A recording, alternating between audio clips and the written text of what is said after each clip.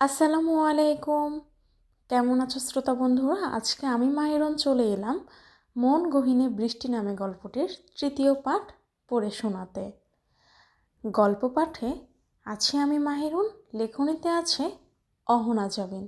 তাহলে আর দেরি না করে শুরু করা যাক। কি বলো তোমরা?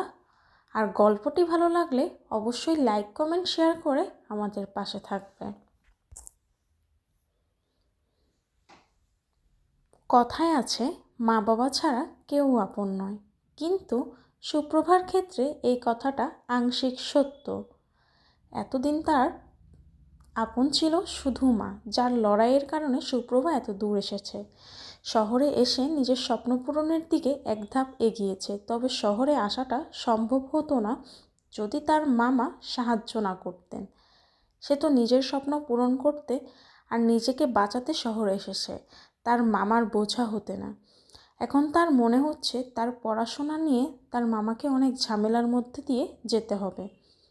সে এইগুলোই ভাবছিল। তখন সাইয়ারা বলল, সুপ্রভার জন্য টিউটর রাখা হবে, যে বেতনও নেবে না। রুবাইয়া বললেন, এই সময়ে কেউ বিনা টাকায় পড়াবে? এমন টিউটর কোথায় খুঁজে পাবে? পরে দেখা গেল কোচিংয়ে ভর্তি করানো লাগছে। সানোয়ার হোসেন বললেন, আহ রুবাইয়া, তুমি চুপ করো, ওকে বলতে দাও। সাইয়ারা বলল, আরশাদ ভাইয়াকে ফোন দিয়েছিলাম, ভাইয়া বলেছে পড়াবে। সানোয়ার হোসেন খুশি হয়ে বললেন, আরশাদ পড়ালে তো আর কোনো চিন্তাই থাকবে না, সুপ্রভা ভালো একটা মেডিকেলে চান্স পাবে। রুবাইয়াও মনে মনে খুশি হলেন। আরশাদ আর তার পরিবার এই বিল্ডিংয়েই থাকে। তাদের সাথে আরশাদের সম্পর্ক অনেক ভালো, অনেক বছরের পুরনো সম্পর্ক। আরশাদ ঢাকা মেডিকেল কলেজে ইন্টার্নশিপ করছে। সাইয়ারার জন্য রুবাইয়ার আরশাদকে ভীষণ পছন্দ, কিন্তু কয়েকবার আরশাদের মা তানজিলাকে ইঙ্গিত দিয়েছেন। তিনি বুঝেও না বুঝার ভান ধরে আছেন রুবাইয়ার ধারণা। তবে আরশাদ এই বাড়িতে রোজ এলে সাইয়ারার সাথে দেখা থাকলে সাইয়ারার পছন্দ করে ফেলতেও পারে। এই ভেবে আরেক দফা হাসলেন রুবাইয়া। সাইয়ারা বলল, ভাইয়া সন্ধ্যায় আসবে বলেছে, এখন আমি যাই, আমার দেরি হয়ে যাচ্ছে। সানোয়ার হোসেন বললেন, আমি তোকে পৌঁছে দিই, চল আমার সাথে। সাইয়ারা উঠে ব্যাগ হাতে নিয়ে বলল, তোমার জন্য অপেক্ষা করতে গেলে আমার দেরি হয়ে যাবে, তুমি থাকো। বলেই সাইয়ারা বেরিয়ে গেল। তার যাওয়ার পর সানোয়ার হোসেন সুপ্রভাকে বললেন, কী রে, চুপ করে আছিস কেন? সুপ্রভা কিছু বলল না, মাথা নিচু করে রাখলো। তোকে চুপ থাকতে দেখে সানোয়ার হোসেন বললেন, তোর মাকে দেখি অনেক মিথ্যা বলে। সুপ্রভা মাথা তুলে তাকলো। সানোয়ার হোসেন বললেন, তোর মা বলেছে তুই নাকি অনেক চঞ্চল, কখনো কোথায় থাকিস বলাই যায় না, আর মুখে নাকি অনেক কথা, সারাদিন ফটর ফটর করিস, কিন্তু সেটার ছিটে ফোটাও দেখলাম না। সুপ্রভা বিড়বিড় করে বলল, আমি কথা বললে সবাই বিরক্ত হয়, তাই তো চুপ থাকি। সানোয়ার হোসেন কথাটা শুনলেন, সুপ্রভার পরিস্থিতি বোঝার চেষ্টা করলেন, তারপর বললেন, এই বাড়িটা এখন তোর, সাইয়ারার যতটা অধিকার ততটা অধিকার তোরও। তুই কথা বলবি, ঘুরে বেড়াবি, খাবি, পড়াশোনা করবি আর ঘুমাবি, বুঝেছিস? সুপ্রভা মাথা নাড়ল। সানোয়ার হোসেন বললেন, মাথা না নেড়ে কথা বল। সুপ্রভা হেসে বলল, তুমি আর সাইয়ার আপু একরকম, সেও আমাকে মাথা না নেড়ে কথা বলতে বলে। সানোয়ার হোসেন বললেন, হাসলেন, এভাবেই কথা বলবে, আমি এখন যাই, দেরি হয়ে যাচ্ছে। সানোয়ার হোসেন বেরিয়ে গেলেন। তার যাওয়ার পর রুবাইয়া বললেন, তোকে আরেকটা পরোটা দিই? না মামি, আর খেতে পারবো না। আচ্ছা। রুবাইয়া রান্নাঘরে চলে গেলেন, আর সুপ্রভা খাওয়া শেষ হয়ে ঘরে গেল। এইদিকে সাইয়ারা সিঁড়ি দিয়ে নামার সময় দোতলার একটা ফ্ল্যাটের সামনে দাঁড়ালো। দরজা আংশিক খোলা, সে উকি দিয়েও কাউকে দেখতে পারল না। অজ্ঞতা নিচে নামলো। বাড়ি থেকে খানিকটা দূরের রাস্তায় দাঁড়িয়ে অপেক্ষা করতে লাগলো। অনেকগুলো রিক্সা তাকে নিয়ে যেতে চাইলো, কিন্তু সে গেল না, দাঁড়িয়ে থাকলো। কিছুক্ষণ পর একটা বাইক এসে তার সামনে থামলো। ব্যক্তিটি বলল, কি মামুনি, দাঁড়িয়ে আছো কেন? পাশে বসো, নিয়ে যাই বেহেস্তে। সাইয়ারা বিরক্তির সাথে বলল, এটা কি ধরনের কথা আহিয়ান? আহিয়ান বলল, এভাবে দাঁড়িয়ে থাকলে কেউ না কেউ এসে বলতোই, তাই আমি বলে দিলাম। রিক্সা পাচ্ছি না। আহিয়ান ভ্রু নাচিয়ে বলল, আসলেই? সাইয়ারা চুল কানের পাশে নিয়ে বলল, হ্যাঁ। আহিয়ান বলল, তাহলে এসো বন্ধু, বসো, পাশে নিয়ে যাই দুজোকে। সরি, ভার্সিটিতে। সাইয়ারা হাসলো, বলল, তুই শুধরাবি না? আমি কি বিগ্রানো নাকি যে শুধরাবো? সাইয়ারা আরেক দফা হাসলো। তার হাসি দেখে আহিয়ান বলল, আমাকে দেখে গোপাল ভাঁড় মনে হয়? সাইয়ারা হাসি আটকানোর চেষ্টা করেও হেসে ফেলল। আহিয়ান বলল, তুই হাসতে থাক, আমি গেলাম বলেই যেতে নেবে তখন সাইয়ারা তাকে থামিয়ে বলল, আচ্ছা সরি, ইটস ওকে, এখন বস।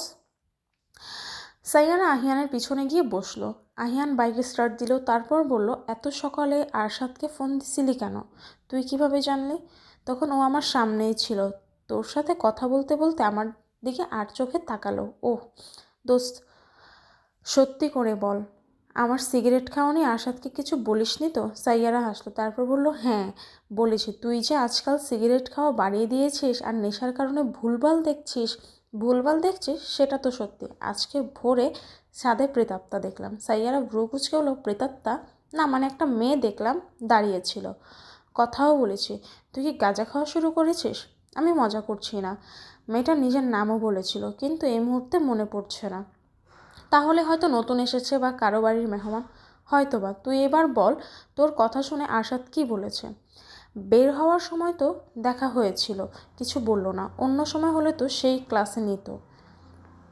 ব্যাপারটা বুঝলাম না মামা।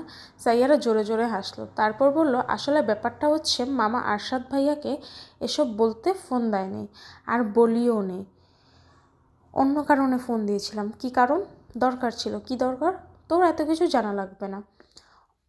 অবশ্যই জানা লাগবে। এই তুই আমার ভাইয়ের সাথে লাইন মারছিস না তো? ছাগলের মতো কথা বলবি না আহিয়ান।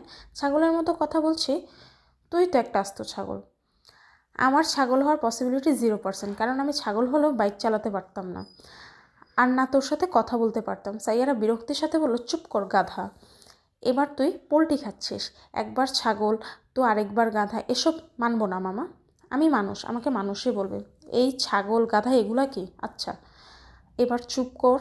চুপ করবো না, দরকারটা না বললে সবাইকে বলবো তুই আহিয়ান ভাইয়ের সাথে লাইন মারছিস।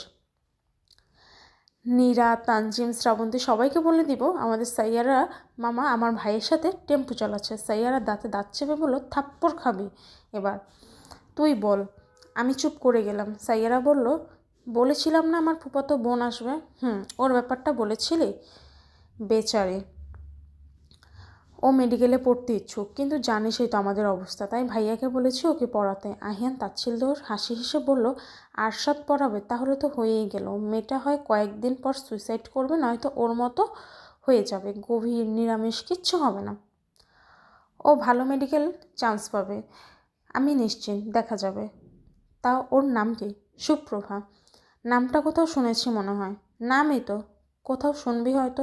এখন থাম, আমার ভার্সিটির কাছে এসে পড়েছি। আহিয়ান বাইক থামালো, বলল, তুই ক্লাসে যা, আমি বাইক পার্ক করে আসছি। আচ্ছা। সাইয়ারার কাছে চলে গেল, আর আহিয়ান গেল বাইক পার্ক করতে।